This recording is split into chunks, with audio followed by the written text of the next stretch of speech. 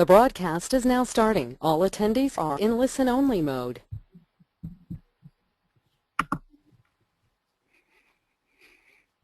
Hello and welcome everyone to today's webinar from Business Spectator, Where to for Australian house prices in the next 12 months, brought to you by HSBC.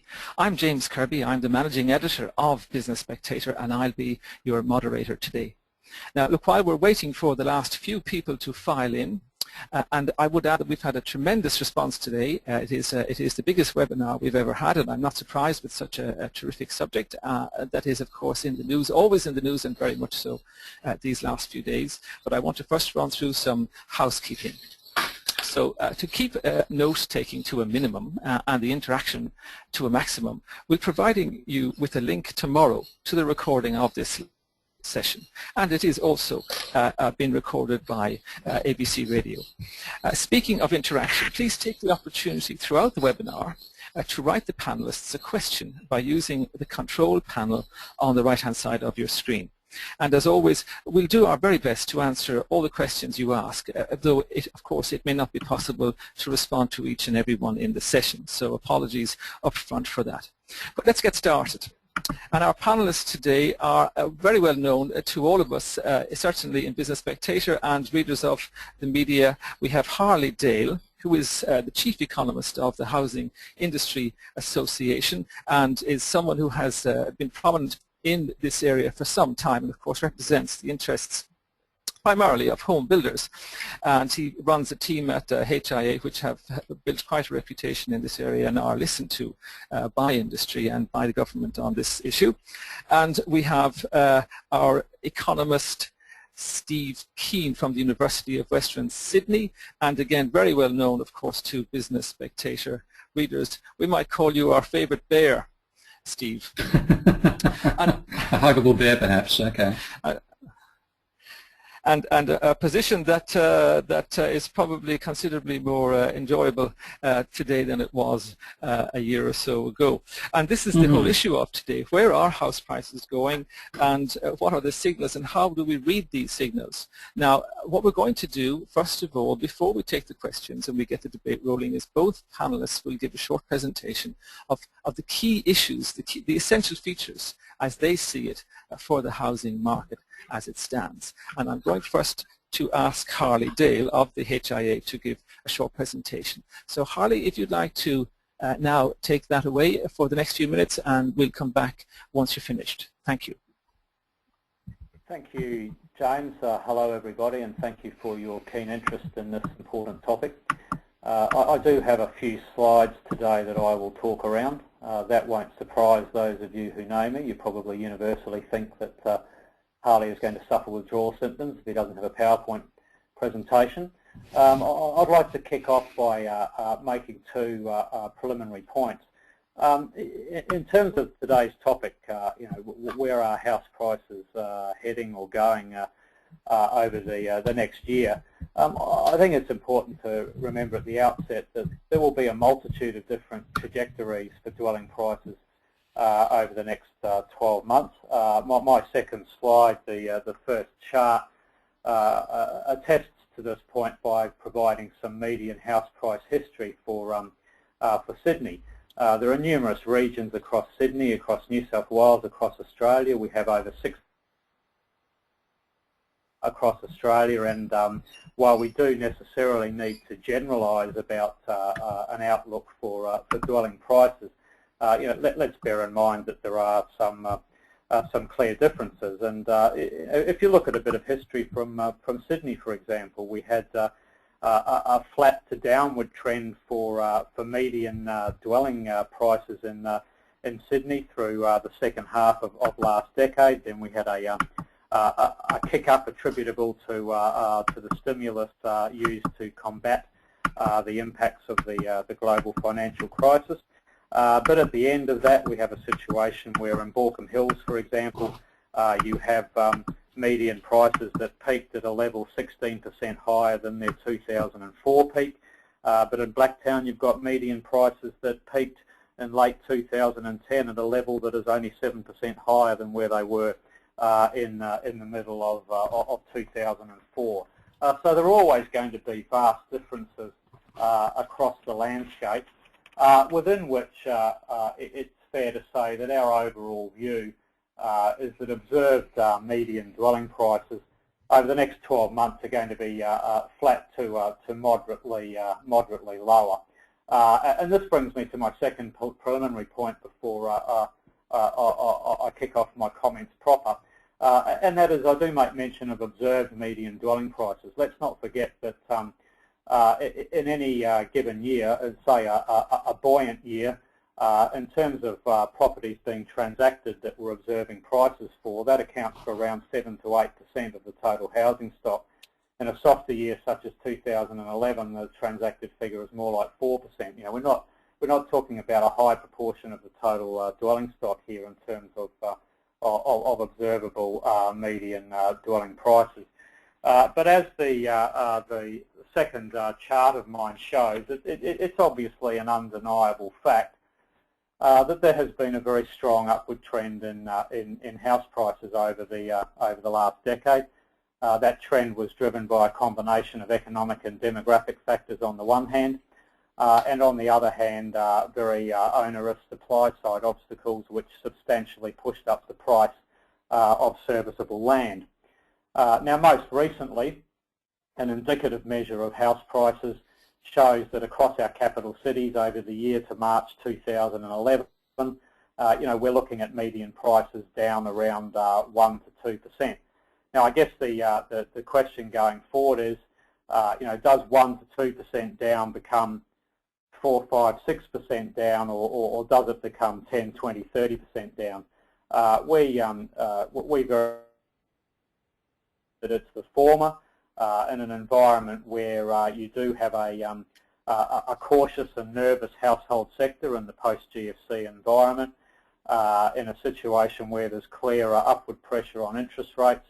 The short-term outlook for prices is flat to moderately weaker, but that's not the same as everything falling down a deep hole as everyone you know, peers towards some kind of Armageddon for dwelling prices. We do have a situation, as my next slide shows, where overall there is a shortage of dwellings in Australia. I know this is something of a contentious point, but if you look at the numbers carefully, if you go from a bottom-up approach, looking at each and every local government area right around Australia, all the way up to an aggregate state and an aggregate national measure, you do find clear evidence of a shortage of dwelling stock in this country. That's not evident anywhere and everywhere. There are plenty of areas where stock is around about in equilibrium or temporarily in surplus, but in nearly half of all the local government areas around Australia, using very conservative estimates, so this chart is an underestimate, not an overestimate of the shortage, I would venture, you find that there is a shortage of dwellings. You've got that shortage, you've got a strong labour market, you've got relatively healthy household income growth, and overall countering that, you have the nervousness out there, the upward pressure on interest rates, which is undeniably going to be a negative for the short-term outlook for dwelling prices. But overall, a period of flat to slightly weaker house prices is we think what is going to drop out of these counterbalancing forces that I know can be argued are conventional forces, and they're not going to hold sway ultimately, and they will be overcome by other factors that mean we see a very sizable dent in dwelling prices. You know, that's what I've been hearing in a contemporary sense since 2004, post those two back-to-back rate hikes of November and December 2003. I'm still waiting for it to happen, and I think in 12 months' time I will still be saying the same thing. And let's, regardless of what people's views on the issue and where we think prices are going, you know, a measured conversation and debate is important. I don't think that front page headlines in prices which readers take as something that's going to happen immediately. They don't put a time frame on that. I don't think that's helpful to anyone in the current environment where we do have a cautious household sector. I'd like to finally touch on a point that takes me across to the necessary policy focus I think we need to have. My final slide shows two lines. It shows the ABS project home price growth. Now that's a series that measures construction only. Land is excluded from that series. And then there's a second indexed series looking at established house price growth. The gap in between is one way that you can have a proxy for the role that the escalation in land values has played in the strong upward trend in house prices over the last decade. The old adage is very true that over time the dwelling depreciates and the land appreciates for any given property that you might be talking about. But I think the focus we really need to have in Australia is on the policies that we need to implement to tackle the avoidable upward pressure on serviceable land, the avoidable extremely burdensome taxation of new property relative to the burden that is held by just about all other of the 111 industries we can measure in this country. I think that's the appropriate focus rather than what is sometimes an over-sensationalised focus on what the outlook for existing property prices is. I might leave it at that, James, and hand back over to you. And okay. Thanks again, everybody, for your interest today. Thank you, Harley, and very interesting. It's in fact, although I don't want to go into questions too early, it's one of the more interesting ones that I see on the screen already is whether the panelists have a default position. I doubt you actually have a default position, guys, but Keith Wager had asked that we know Steve is there, but what about Harley? Well, I think to some extent that your presentation, and we can come back, of course, on questions, gives us an idea of where you're coming from, and you're certainly sober, I would think, in terms of the outlook from here on. So what we will do now is we'll cross to Steve, and he's going to give a presentation of similar dimensions on his position, reading the same data, if you like, which we are confronted with, changing data on our housing situation. In the week we had further evidence that the prices are clearly beginning to soften. Steve, you have, of course, come to prominence in the market for your views that this was going to happen, and your scenarios, as I recall, were considerably more dramatic than has occurred so far. So if you'd like, I'd like to hand over to you now, and if hopefully on the technical side, if it all works out, you can make your presentation. Thank you. Okay, I'm going to just the technical about the name. The bug Patel requires keyboard and mouse control. Should I ignore that, or what should I do? Give control or deny? Yes, you should be able to. Pardon me, we'll just check with my producer.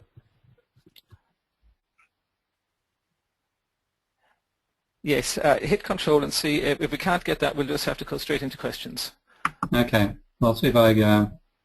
Up to his priority. It seems to be working. Okay, well, first of all, I know Harley's feeling about needing a PowerPoint presentation to make his life function, and I'm in the same situation most of the time, but I'm forced to wing it today because not one but two of my computers have crashed. I'm using the third, and I have no time to get a presentation together in the middle of all those crashing pieces of Intel hardware around me. So my apologies for that. But I'll put it in perspective. One thing James just started with, by the way, saying that my predictions haven't come true yet. That's because yet is in 2022. When I was first asked what I thought would happen to Australian house prices, I said that they'd fall, I expect them to fall in the same sort of way that Japanese house prices did, where Japanese house prices had fallen 40% roughly over 10 to 15 years after their bubble economy burst. Now, I said that back in 2008, or maybe 2007, I think. Before our bubble had burst, it got reinflated by the government with what I prefer to call the first-time vendors burst.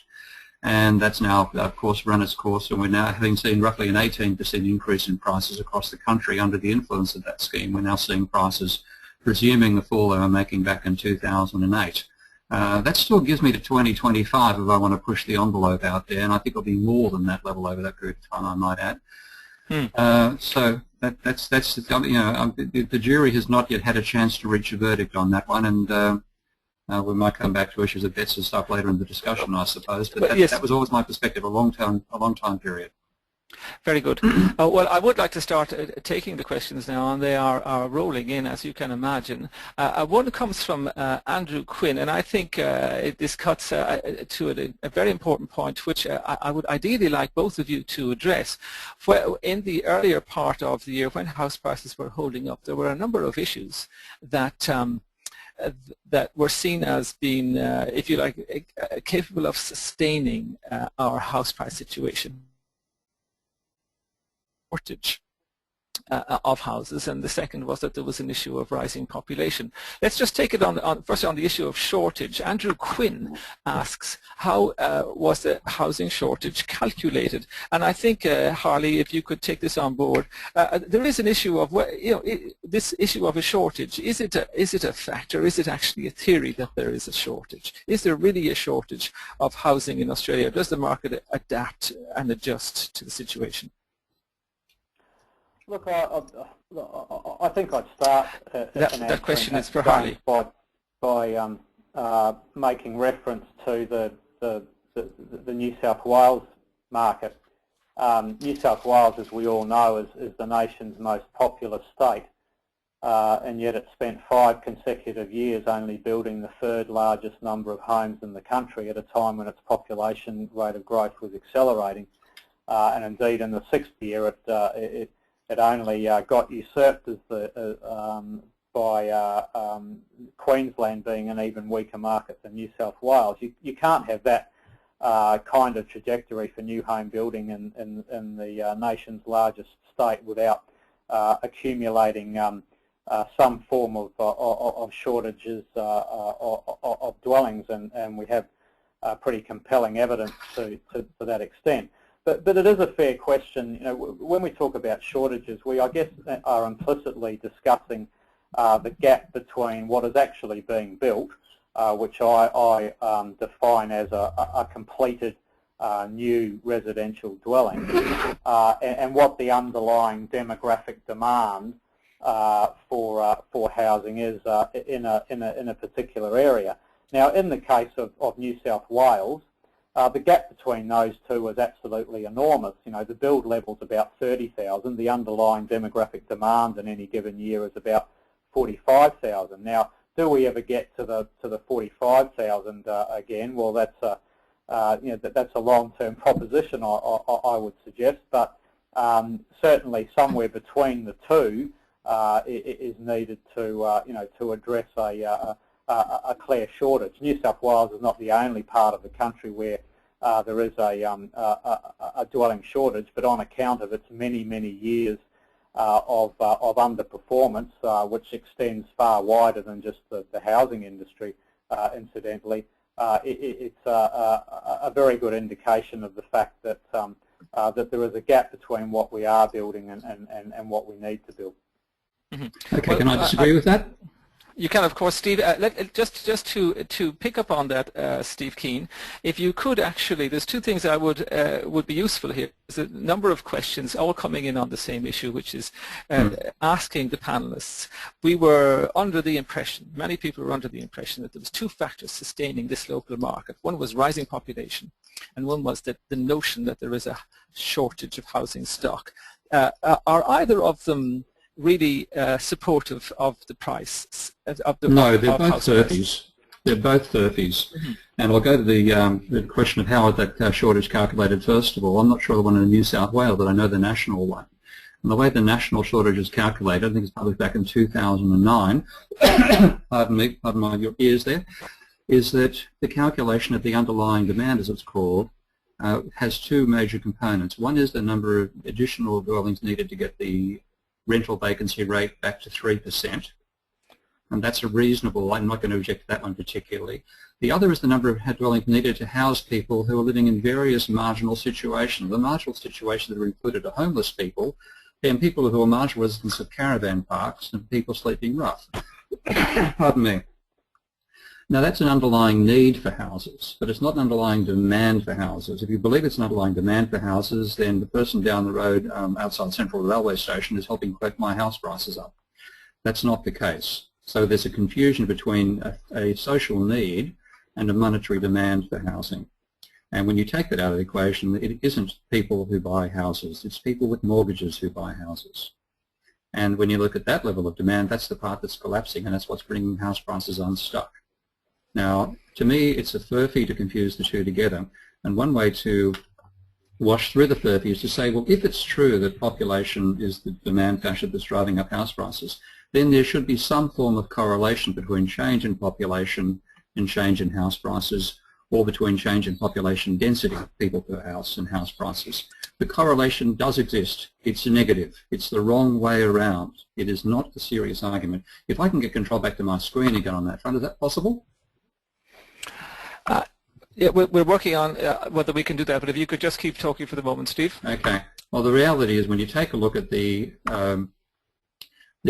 correlation between, here we go, looks like I've got command now, okay.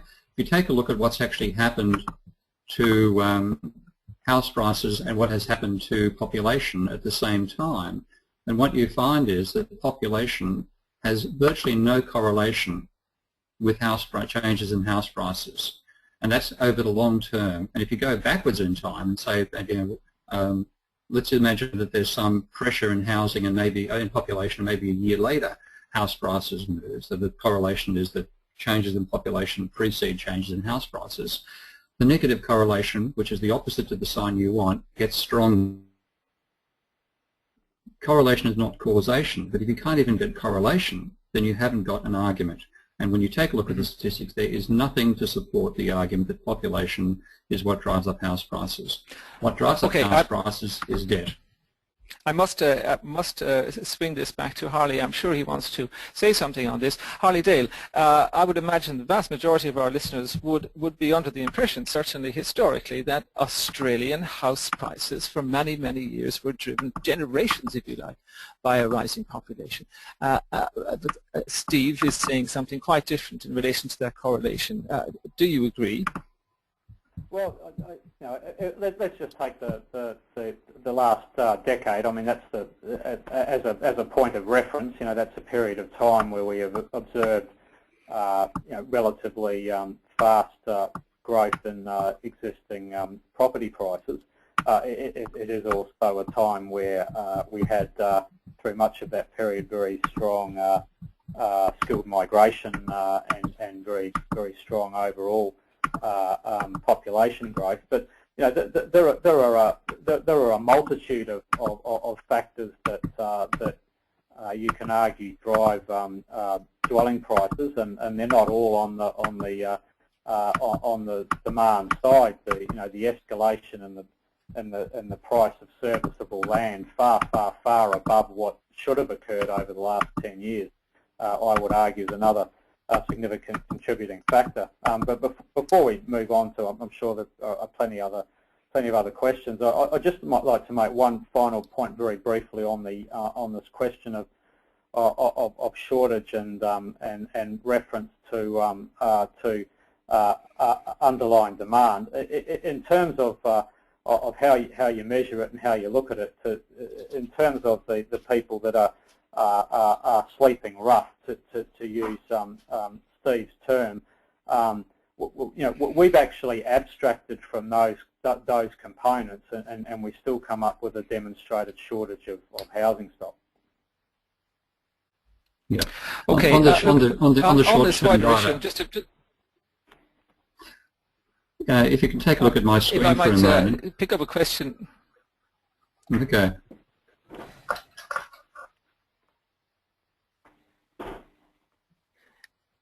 Steve, Keith, yes. I might just pick up a question from which you might draw in on from Scott of Milton in Brisbane, who's asking you particularly whether he says he has read in recent times you suggesting that at least the next 2 quarters will be poor in terms of house prices. But he hasn't, is asking how bad do you think it will be in the coming year? I can see prices falling about 10% over the next year, something of the in the high single digits.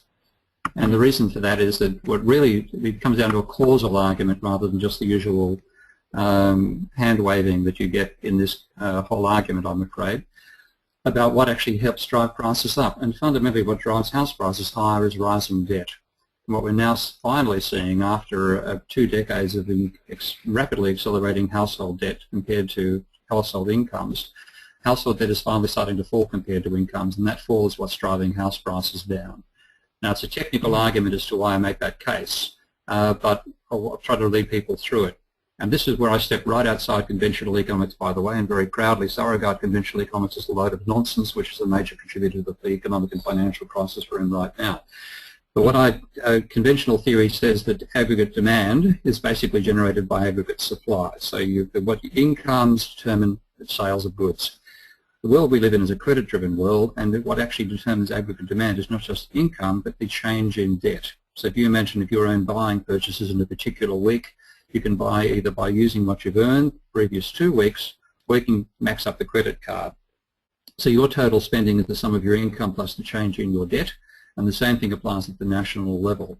And then what you spend that on is both commodities and also existing assets. So with an income and your change in debt, you can either buy a new plasma TV or you can buy some shares or buy property. Now that means that given aggregate demand is the sum of GDP plus the change in debt, and that then drives sales of goods and the sales of assets. When you look at the change in aggregate demand, that's the change in GDP plus the acceleration of debt. And that's a very big point. And that then correlates with the change in GDP plus the change in price of assets and the sales of assets. So what you then find, if you take a look at this change, the acceleration in debt, that should be correlated with the change in house prices in particular in Australia. And if you can change over to my slide right now, my screen right now, you'll see a graph showing that correlation. And that correlation goes back over, that was just in the last 10 years. I think you can see in that 10-year data that the correlation there is about 0.56. Okay, so that is well, far Steve, stronger. I'd like to I would like to. That's what's driving prices down, and that's why we're going to see fall in the next 2 quarters in particular, because it leads by about 3 to 6 months. I suppose in some ways, some of the essential points in layman's terms, that just to translate to some extent, the point you're making crucially is that lending and perhaps in our estimation of house prices, how they it's been ignored in most of the debate. That's quite true. Ignored, perhaps. Yes, yeah.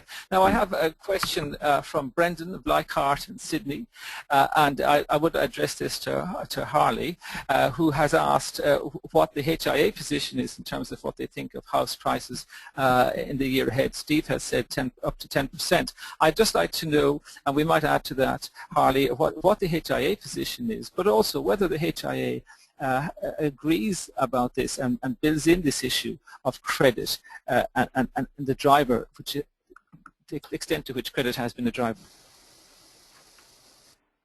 Sure. Look, as I said in my formal presentation, it's quite clear at the current point in time that in an aggregate sense, dwelling prices have flattened out and have eased ever so slightly. Now that is a generalisation. You can go to a market like the Gold Coast, for example, where you'll find quite significant declines in dwelling prices over the last 12 months. But you can go to other markets where you're still finding dwelling prices growing at a rate of 5–10% per annum. Overall, we are looking at a situation where, roughly speaking, we can say prices are flat to a little bit down, and we do see the risk over the next 6 to 12 months of a little bit further weakness in dwelling prices, where in some markets they'll be growing moderately, in other markets they'll be largely flat. In some markets they'll be easing a little bit, but we don't see a situation over the next 12 months where we're going to be talking about widespread double-digit falls in dwelling prices. And I will come back briefly to a point I touched on earlier. It is necessary in talking about dwelling prices to talk in a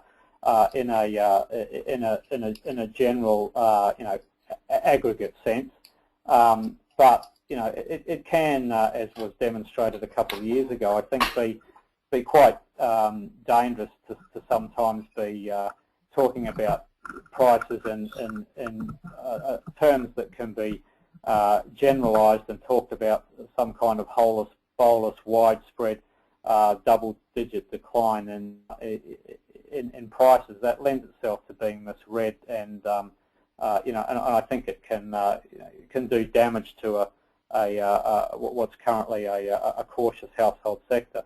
But we are of the view that the ability of households out there to service the obligations that they have on their property, that serviceability hasn't materially changed over the last couple of years. The third of the people in Australia that have a mortgage, remember, roughly speaking, a third have a mortgage, a third are renters, and a third own their property outright. The third that have a mortgage, a great number of them are a long way down the path of paying off that mortgage, and we're of the view that their ability to continue servicing their obligations, even in a rising interest rate environment, means that there isn't a systemic risk out there in terms of dwelling prices. Okay, well, I think it would be fair to say that we have some sense of where you're both coming from in terms of the headline prices and price changes on housing and house prices, and we'll see. Only time will tell us how that works out. Some more specific questions coming in from our readers, and this one is clearly from an investor thinking of the investment dimension of what you are saying. Sandra of Lockleys in Adelaide says, what of rental yields? Should they not be rising if there is a shortage? Steve Keane, you might just answer that. What is the prospect for rental yields in this in a flat to lower house price scenario? Well, that normally goes with an economic downturn, so I'd say you'd like to see rental yields falling from where they are now. There's certainly, rents don't move anywhere near as much as house prices do, and that should be a sign to people that there's something different in what drives house prices versus rents. And fundamentally, it's a two-sided equation for rent. You've got to get both the landlord and the tenant to a position of agreement, and even when you have an incredible rental shortage, at a certain point of rental levels, you find people say, then I'll stay with mum and dad. And you don't, or else two people to a room and things like that. You don't get the upward pressure, because fundamentally what determines what people will pay for a rent is their income. Now, what determines what people will pay for an asset is their expectation of price appreciation, and since they can borrow money to lever it up, and the borrowing money itself drives prices up, you can get a total disconnect between house prices and rents when a bubble is forming. And that's what we've seen in the Australian data and the data of the rest of the world. In the Australian case, the disconnect between house prices and rental yields began in 1997, which happens to be that virtually every indicator I check on says that's when the bubble, this particular bubble in Australian house prices began. So you're not going to see rental yields rising. You're likely to see them going flat.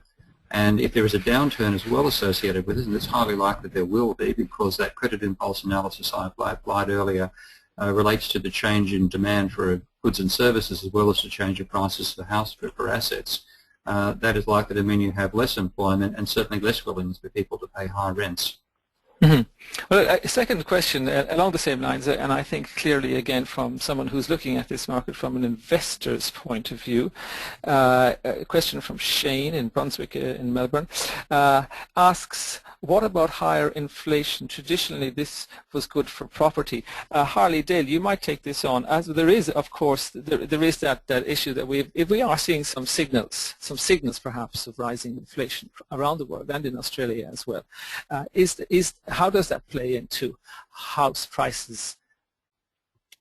Yeah, well, look, I mean, we are seeing some emerging signs of inflationary pressure here in Australia, and it's been well telegraphed over the last few weeks that that what you'd call, I guess, the fairly marked change in sentiment conveyed by our central bank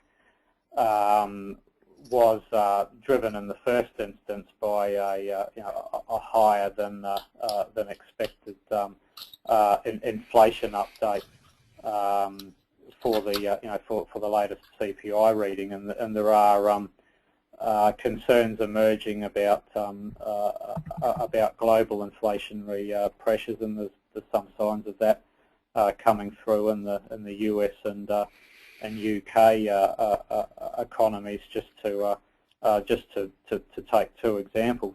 But to bring it back to Australia,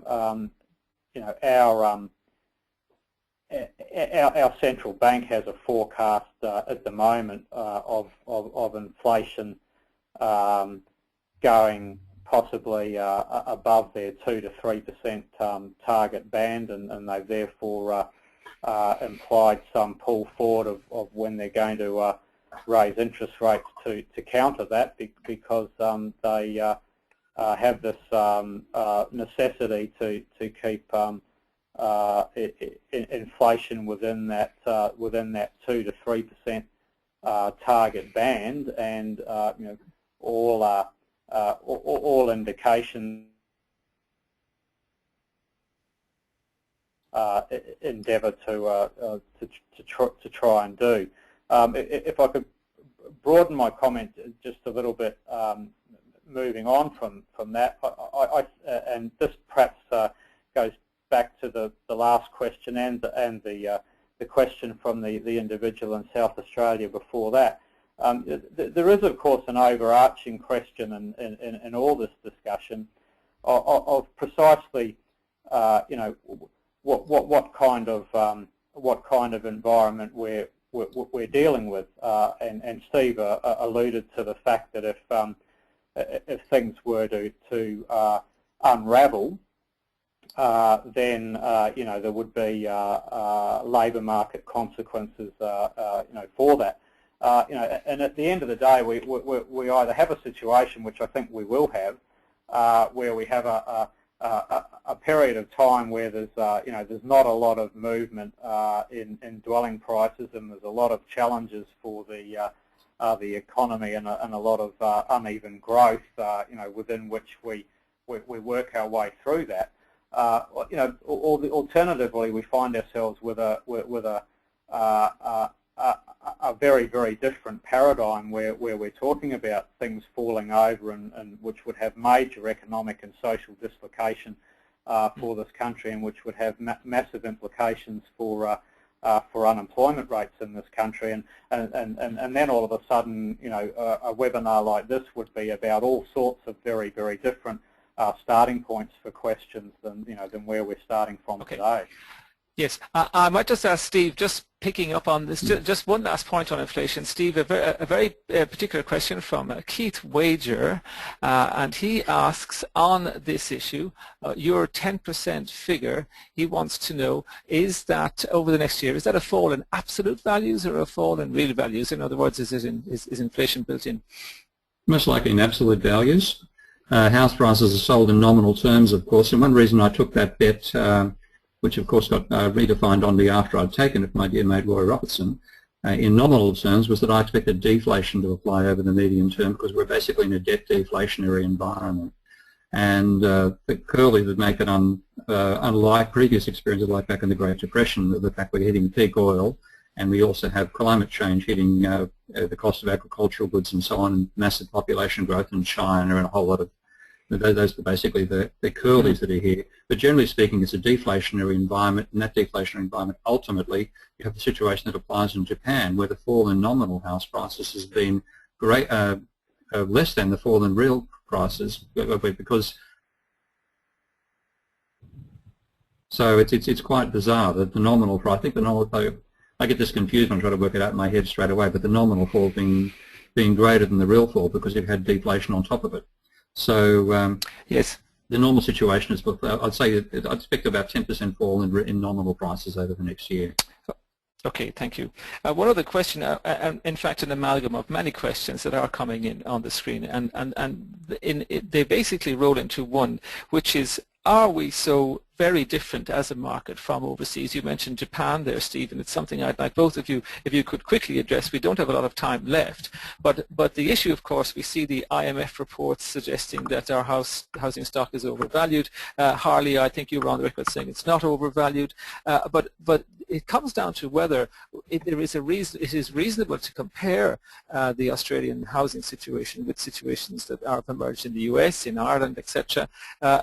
We might take one by one. I know, Steve, you may bring this into a GDP ratio, but what is, in simple terms, is it reasonable to compare Australian house prices with the overseas situation where there has been such severe declines? You want me to answer first, or Harley? Yes, Steve, if you could take that first. Look, okay. Yes, sorry, Steve no, Keane, if you could just take that one. I'm sorry, Steve Keane, could you take that? I'll go first, yeah. Okay. Yeah, I'd say the answer is categorically yes, and the simple reason is that house prices are actually a cover for this real story behind this whole financial crisis, and that's that the banking sector's persuaded us to take on far too much debt in a couple of large Ponzi schemes, one being based in shares and the other being based in houses. So that cover story applies across the globe. We have had a bigger rate of growth of household debt in this country than in America.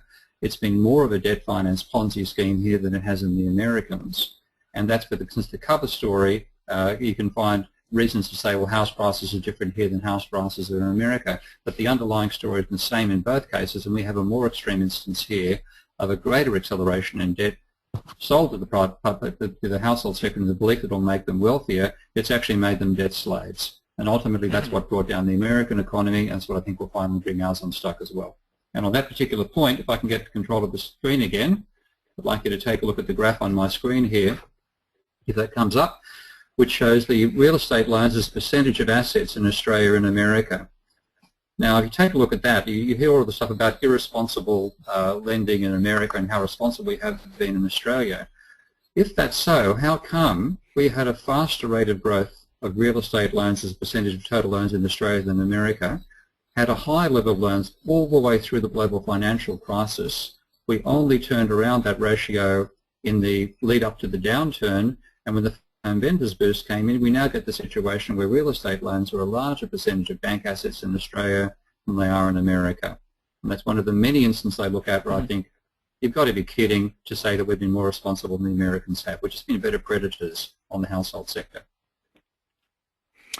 Thank you for that, Steve. And it is actually quite an, I would think, Harley, this is an alarming picture to many people. But to take the question afresh, Harley Dale, is it reasonable for us to be concerned or worried, both investors and homeowners, that the IMF and other, leading global institutes will regularly observe that our house prices are overvalued? Are they overvalued on an international comparison, and is it fair to compare in the first place?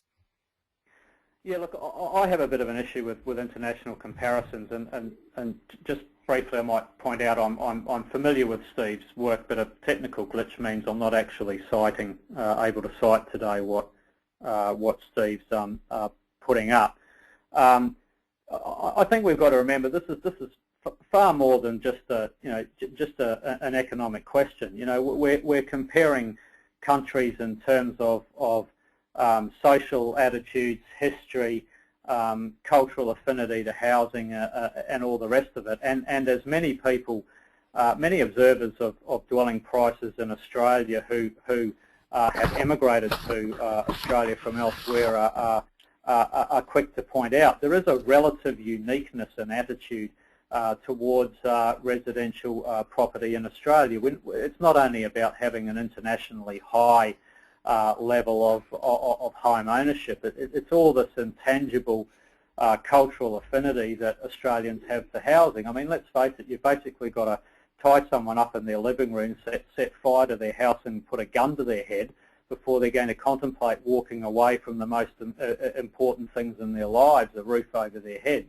It's an intangible component that is very hard to quantify, and it's very difficult to compare across different countries what that means to the overall prospect for dwelling prices. But I think the specific idiosyncrasies of the residential property market in Australia and how that has an impact on people's attitudes towards housing is a very important component of the overall question that we don't tend to talk about very much.